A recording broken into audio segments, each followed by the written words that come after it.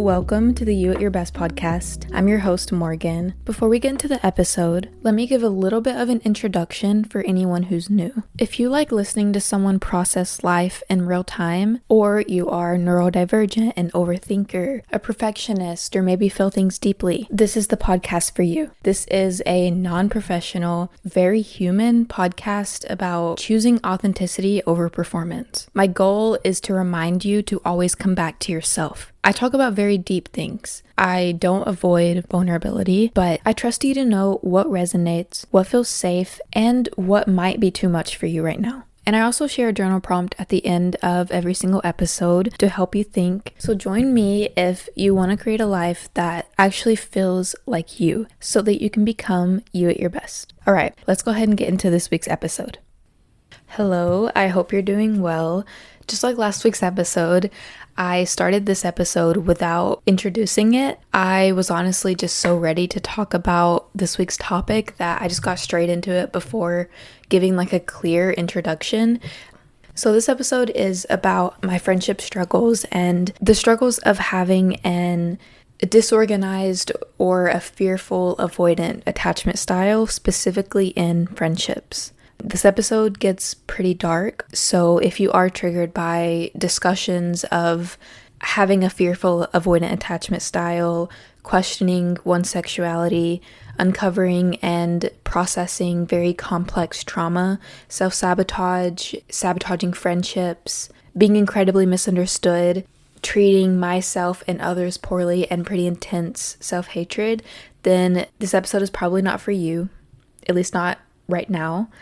I made this episode because I wanted to share my experience and also as a way to help people who may have had similar experiences finally face and process what happened and maybe begin to forgive themselves. This will be painful and it will be hard.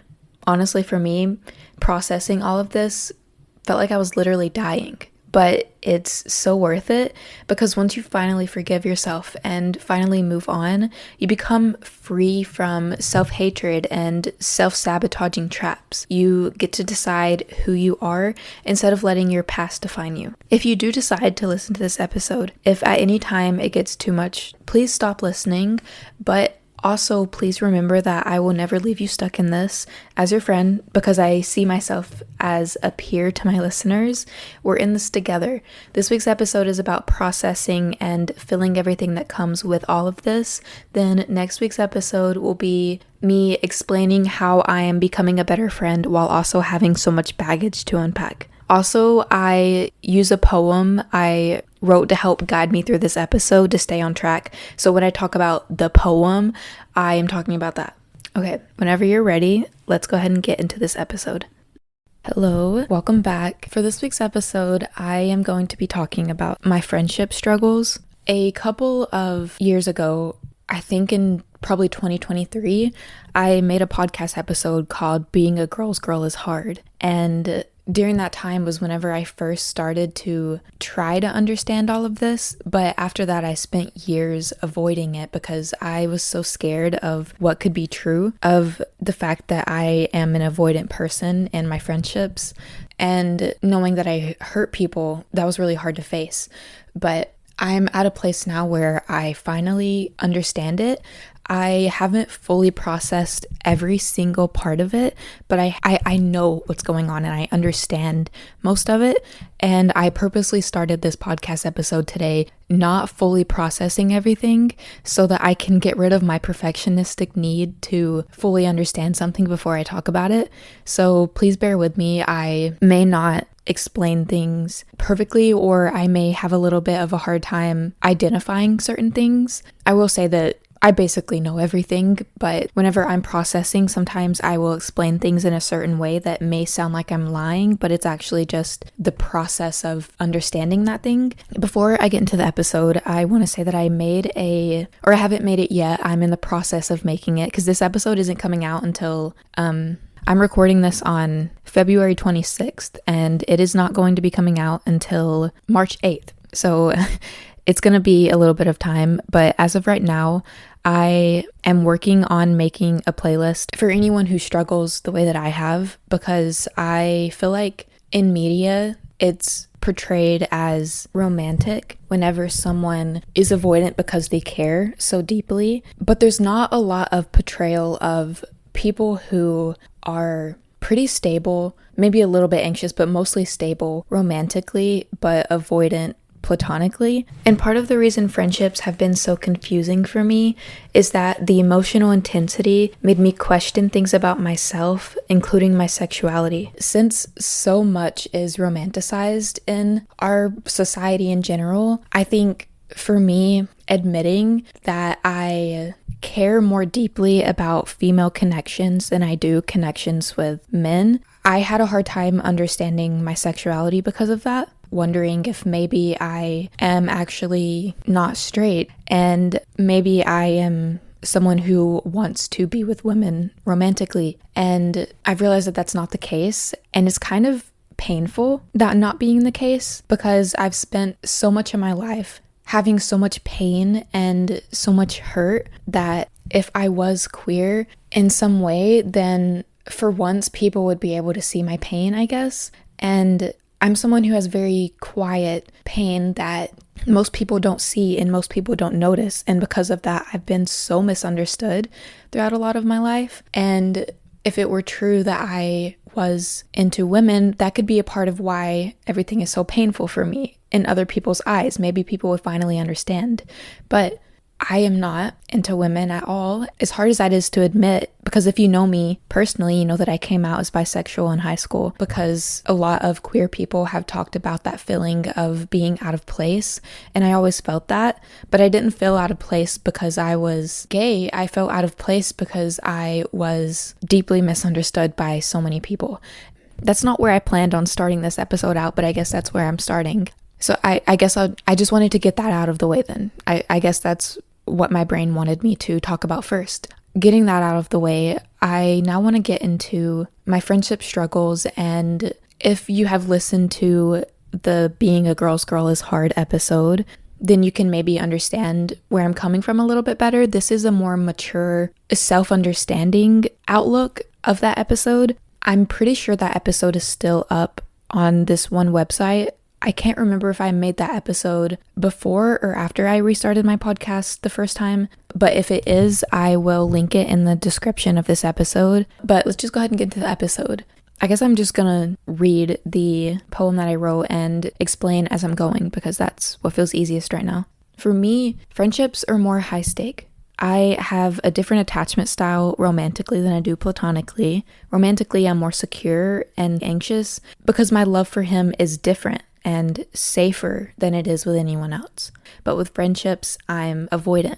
I relate love songs to past female friendships because female friendships is where I feel the most deep connection. I feel so connected to women in such a deep way that it can almost be romanticized. I feel like it can easily be mistaken for romantic or sexual attraction whenever what it really is just this deep need to be loved by that person. I saw a quote that explains this for me exactly. It's the agony of needing someone who has the power to destroy your sense of self. The reason why I said that being a girl's girl is hard is because for me, being around men is so much easier. It's less exhausting. It's less confusing. I don't crave their validation. I don't care what men think about me. And since I constantly craved validation from other women, I would push them away out of fear that they would see that I'm not good enough and they would reject me.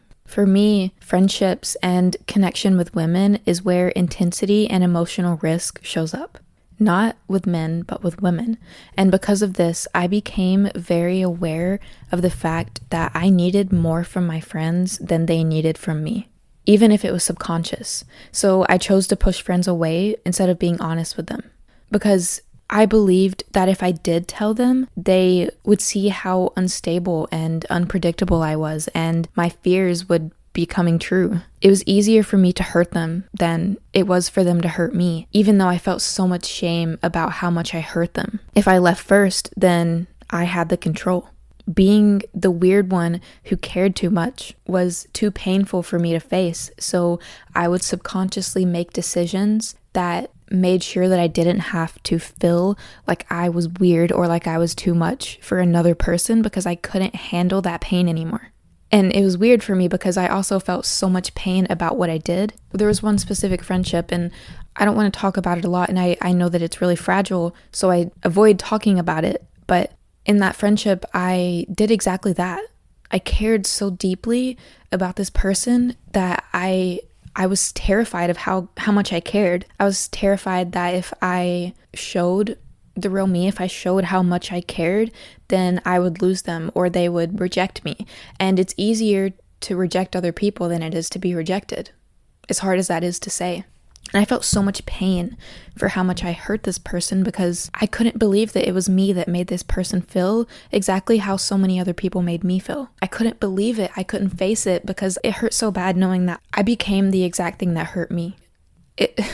Having OCD or an OCD-like brain meant that it took me years to forgive myself for that. I'm going to be honest, that happened in 2023. I am only just now forgiving myself. It took me that long because I couldn't believe how much I hurt someone, and I put all of the emotional labor of that friendship and that experience onto myself. I put all of the blame onto myself, even though I wasn't entirely to blame. It wasn't just my fault, but I decided it was because I knew how much the other person was hurting, and I felt like my side and my experience might invalidate their side and their experience.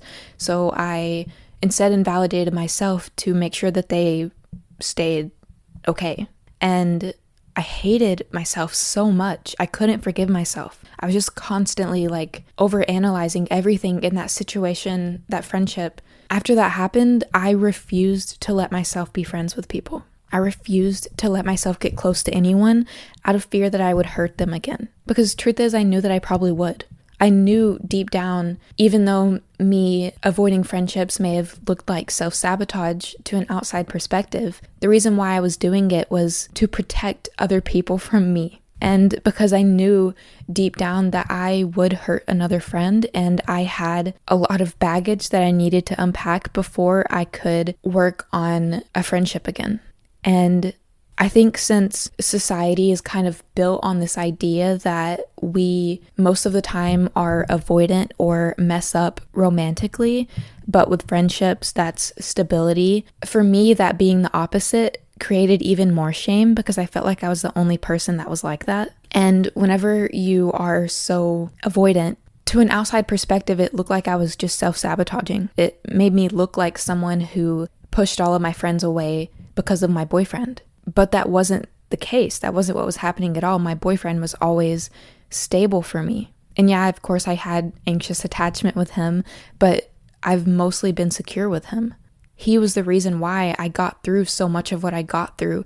And it was painful that so many people misunderstood and decided that him and I were bad, that I was bad for being with him. And it's so exhausting because I feel like I've spent my whole life being incredibly misunderstood. It feels like no one understands. People always make assumptions that are not true. And that's so painful. It's silent. Other people don't notice it. Other people don't hear it. It's a type of pain that you go through that other people just, they don't get it because they don't see. They're not inside your brain. They don't understand what's going on. They don't understand that every single choice that you're making is actually very self-honoring. It's actually following your intuition. But at the same time, there's two truths to me avoiding friendships. There's one truth that I was being self-honoring and listening to my intuition. And then there's the other truth that I was also avoiding friendships out of fear of hurting someone or because I truly believed that I was bad. That I was holding myself back and isolating myself whenever I didn't need to be isolated. Both things are true for me. So whenever people would try to be friends with me, I think they would probably be really confused. I would say that I wanted to be friends with them because I did. I wanted to so bad. And then I would run. I would stop talking to them. I would start ignoring their texts, or I would ghost them, all to avoid a connection with them. This came from many different things. First of all, just me being someone who feels very deeply. And then also the fact that I never really had a stable woman figure in my life. And then the fact that I had a lot of friendships that reinforced this belief that female connections are scary and hard. For me, caring so deeply about friendships my whole life meant that growing up, I became friends with many girls who didn't care as much as I did. It felt like anytime I would get close to a girl and we'd form a really deep bond, they would move away. Every single time. They always left. Or I would later find out that they thought I was weird, or I could see that they never really cared as much as I did. And I spent so much of my life feeling so weird, feeling like there's something deeply wrong with me just because I'm different. I remember one friendship, I cared so much about her, but despite her being so important to me, I later found out that she just thought I was really weird and she didn't like being around me. She thought I was too much. Whenever you care so deeply about things, you're taught that caring deeply is what's wrong. That's why you're not good enough. And whenever you're told that enough times, you eventually believe it. And you believe that you're not good enough. You believe that you're bad. You believe that you're going to hurt people. So you isolate yourself and you keep yourself away from connections that could be deeply connecting. You hate yourself and decide that you'll never be good enough for anyone. And that's what I did. And that's why I was so close with my boyfriend, because I didn't feel that with him. With him, I was safe. I was loved. With friendships, that wasn't true. And that's kind of the opposite for most people. For most people that do have avoidant styles, and for a lot of what's in media, people are usually really stable with their friendships. They have really close, deep bonds with their friends, but romantically are exactly the way that I am in friendships. And then also with me not having a stable female figure in my life, I think I was maybe searching for that in friendships. That puts a lot of pressure on a person. I knew how much that would hurt people, so I pushed them away so that they wouldn't have to deal with that pain of pushing someone down whenever they're already down. I was well aware that that's a very common feeling that a lot of people who are maybe the better friend feel. They feel guilty for setting boundaries or honoring themselves. So I would be the person to push people away so that they didn't have to do that. I would put it all on myself. I would become the bad guy so that they didn't have to deal with the pain of being the bad guy. And then, of course, that was a subconscious action that caused me to feel even more misunderstood. But it was me who did it. It's so funny that we think that we're all good. We think that we're fine, and we'll see other people and we'll look at their actions and we'll be like, wow, like that person is a mess. And then we'll look at ourselves and be like, I'm not a mess. I'm not like those people. But then we actually kind of are. And it's hard to admit whenever you're a part of the cause of your own suffering. It's easier to be a victim. And truth is, the reason why I am this way is because I was a victim for so long. But holding on to that victim mentality, it never helped me grow. I knew I couldn't be a victim. I knew I wasn't allowed to. So instead, I went really far to the other end, the complete opposite, because to me, it was black and white, because that's what humans tend to do. Whenever we're aware of something, we try to do the exact opposite of that thing. So I instead didn't allow myself to have compassion. I didn't allow myself to be kind to myself because I felt like I didn't deserve it. And also because I felt like there was no point in being kind to myself, because being kind to myself would take away someone else's pain. If I was kind to myself, then did that mean that the pain that I caused was just not real? If I was kind to myself, would it mean that the other person has to suffer alone whenever it was my fault that they suffered? I could have caused so much pain that was so unnecessary, and I knew that, and that's why I became avoidant. I knew that I could easily hurt someone, and I didn't want to. And a part of that is hyperindependence. It's true that I shouldn't have had to put all of that on myself, but it's also true that it was never anyone else's job to fix my wound. As painful as that is, it's never other people's job to fix things. We can't put that reality onto other people. And the painful reality is that that's on me. I didn't cause my pain, but getting rid of it and owning it, that's my job. It's not anyone else's. And that's a painful reality, but it's nice because I know that I'm at a place now where I can actually truly connect with people, because I gave myself that much needed time to heal and grow and to process and understand my own trauma. And that's where I'm going to end this episode. Next week, I'll be discussing how to work towards slowly getting back into making friends after dealing with this very complex reality of having a disorganized attachment style. This week I have 2 journal prompts for you because this is a lot to unpack. The first one is what feels different about romantic closeness versus platonic closeness. And then the next one is what story do I carry about friendships? For me, the story that I carry about friendships is that everyone will eventually leave and that everyone is better than me and everyone is above me. So really think about that. All right, that's it for this week's episode. I am so glad that I finally got all of this off of my chest and I finally talked about it. I feel like I have been spending a lot of time waiting and not really talking about it until I know that I fully understand it. And well, I guess not fully understand because like I said, I didn't fully process it like all the way, but I wanted to be in a good headspace before I let myself sit down and talk about it. I didn't want to start spiraling in the middle of recording an episode, so I'm really glad that I waited. Stay tuned for next week's episode. This week's episode was about processing and understanding these patterns, and next week's episode will be about what to do after you have finished processing. Okay, that's all for today. If something in this episode resonated, share it with a friend who needs a little reminder that they're not alone. If you want more conversations like these, be sure to follow and rate this podcast. Downloading this episode is one of the best ways to help this podcast grow, so be sure to do that. If you want to find me on social media, all of my links are in my link tree in the show notes. Thank you so much for listening. I'll see you next Sunday.